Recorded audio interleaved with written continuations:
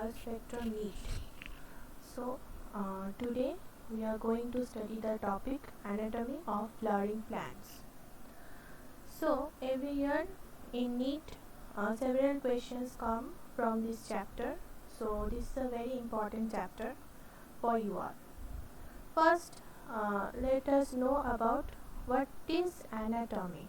Anatomy means the internal structural and functional organizations in any body, may it plants, animals or human beings.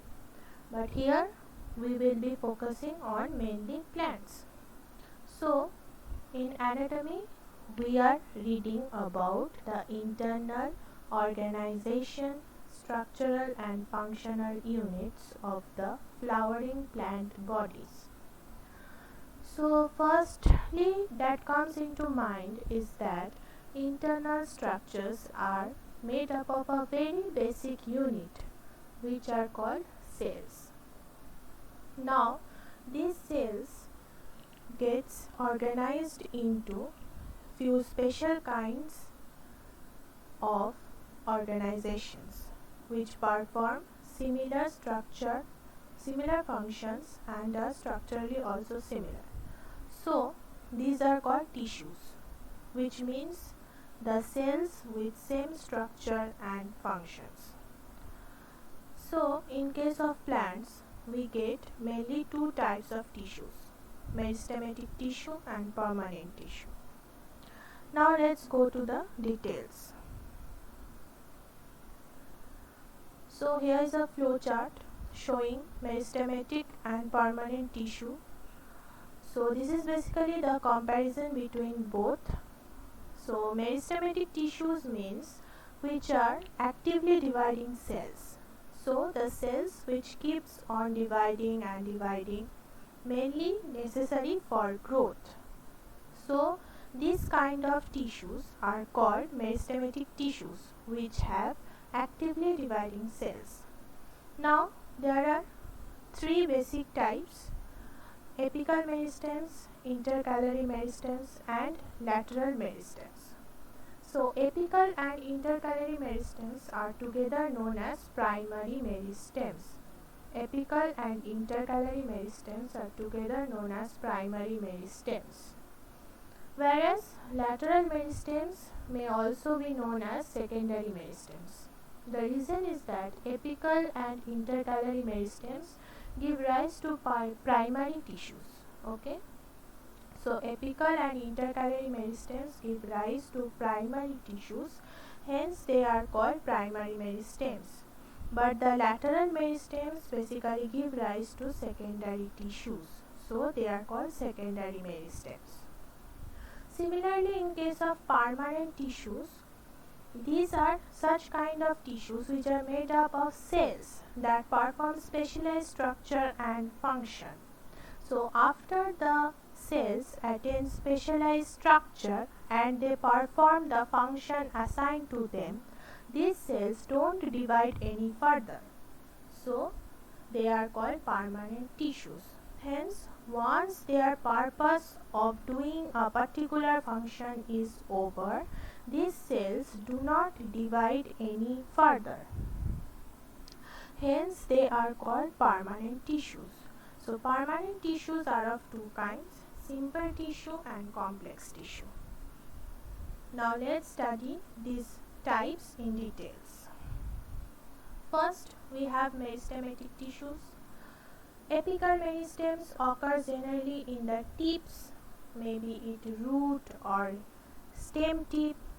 Okay, so here this is a picture. You can see that apical meristem are again of two kinds: root apical meristem, which is found in the root tips, and shoot apical meristems, which are found in the shoot apex. So they basically helps in growth of root and shoot. Okay, apical meristems may also be found in the leaf primordia. Okay, the leaf primordia. So During the formation of leaves and elongation of stem, some cells may be left behind from shoot apical meristem, which are known as the auxiliary buds. So, auxiliary buds are present in axils of leaves and are capable of forming a branch or a flower. So, auxiliary buds also contain apical meristems. Okay. So, auxiliary buds also contain apical meristems. Now, let us come to intercalary meristems. Intercalary meristems are mainly present in nodes, internodes, mainly in internodes. Okay.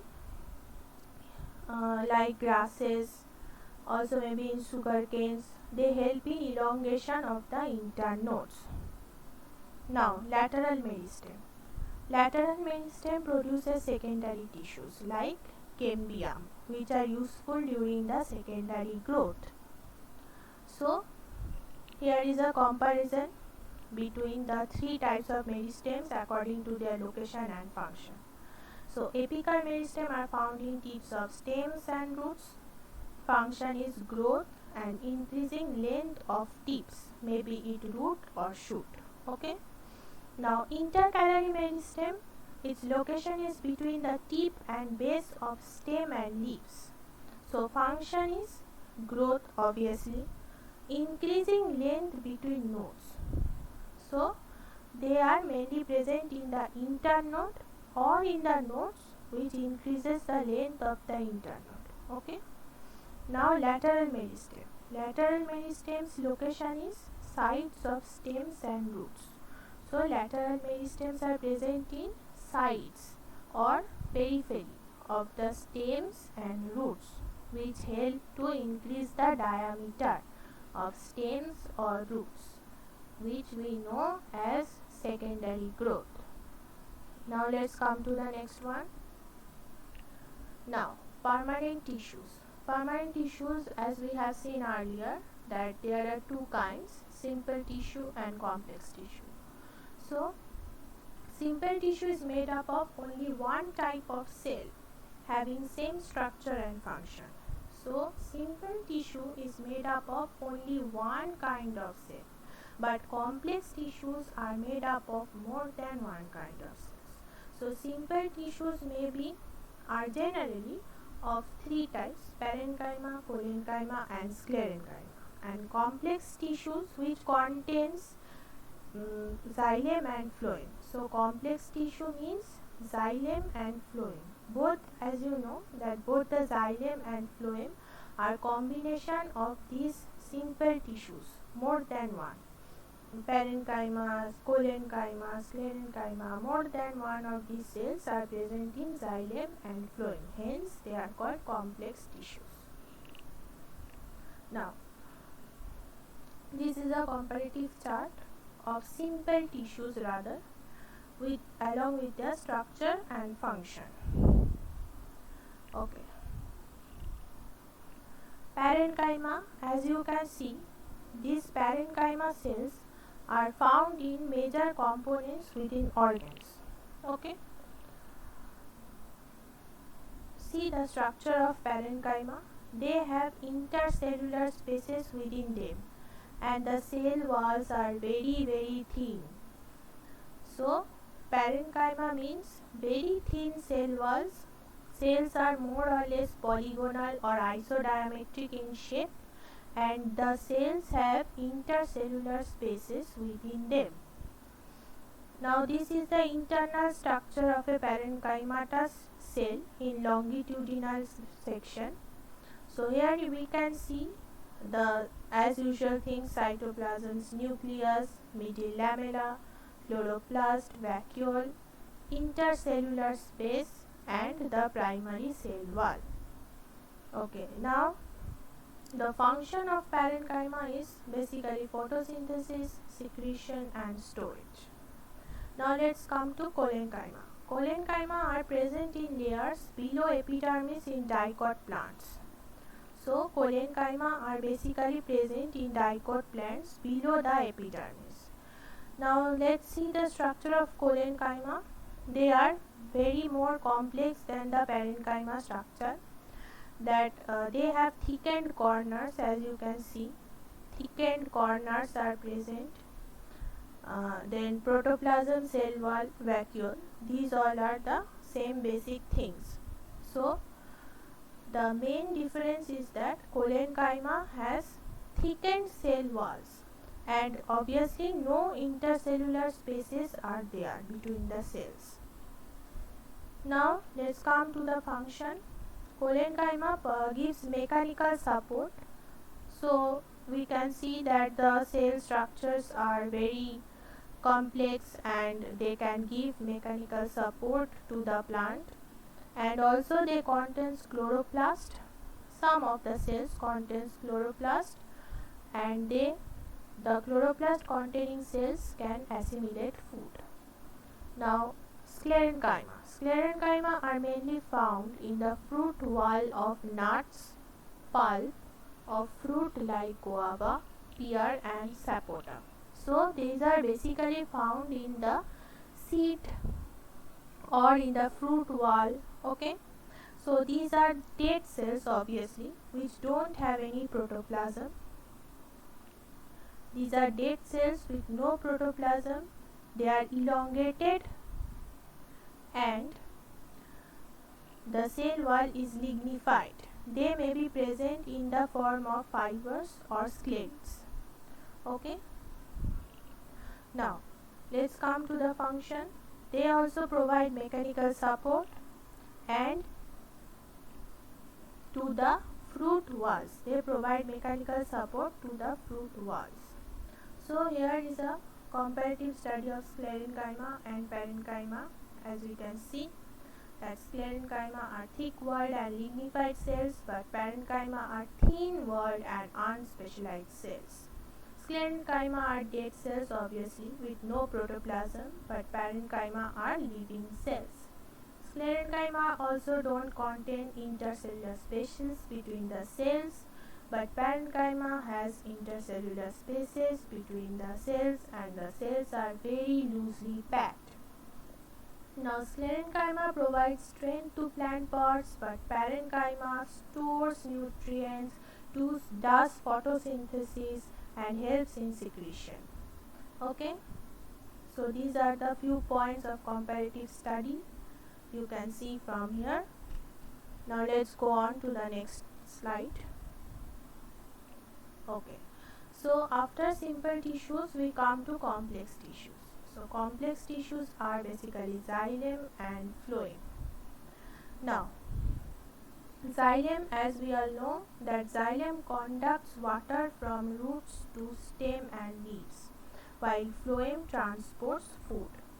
Now let's study the parts of xylem.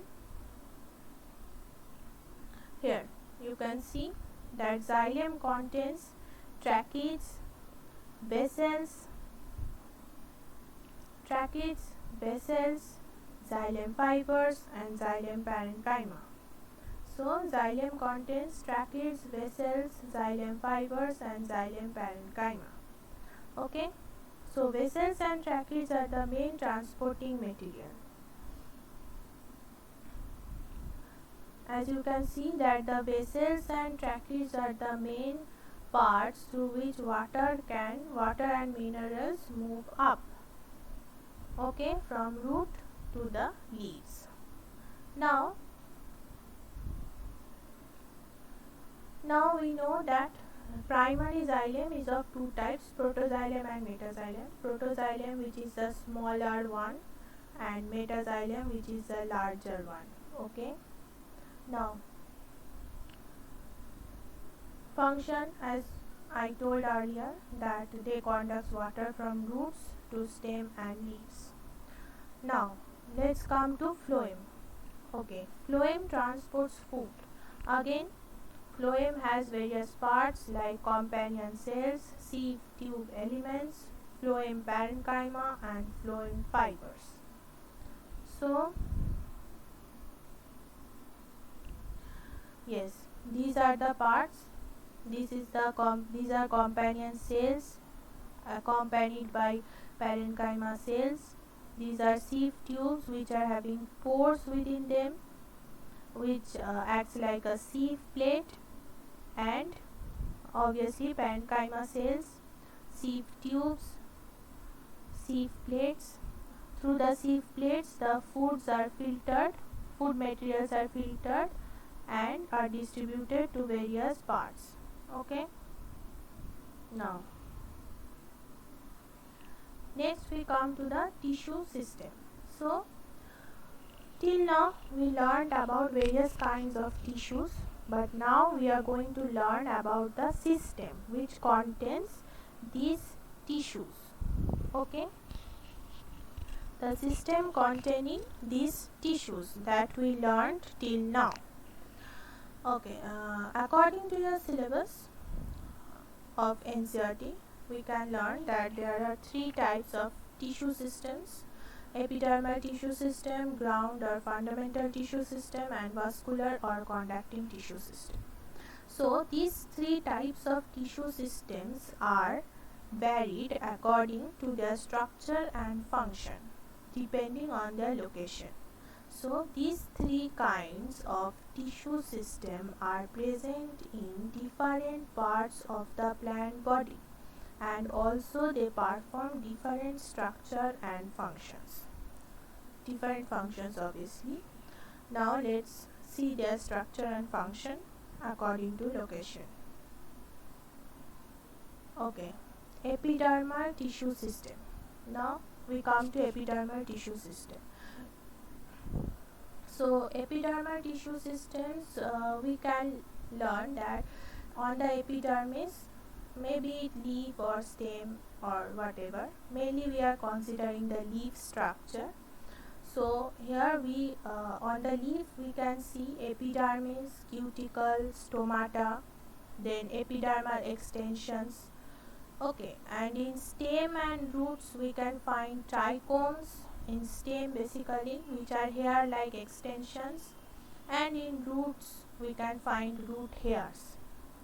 Okay, now next we know that an important structure in the leaf epidermis is the stomata, which helps in gaseous exchange and water loss by transpiration.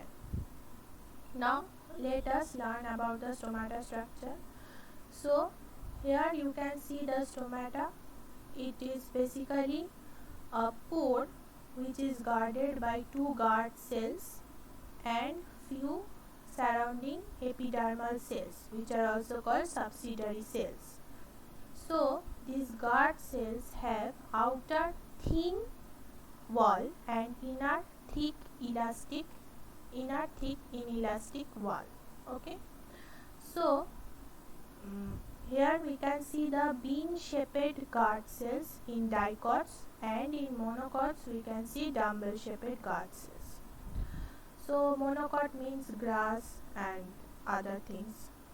Okay, so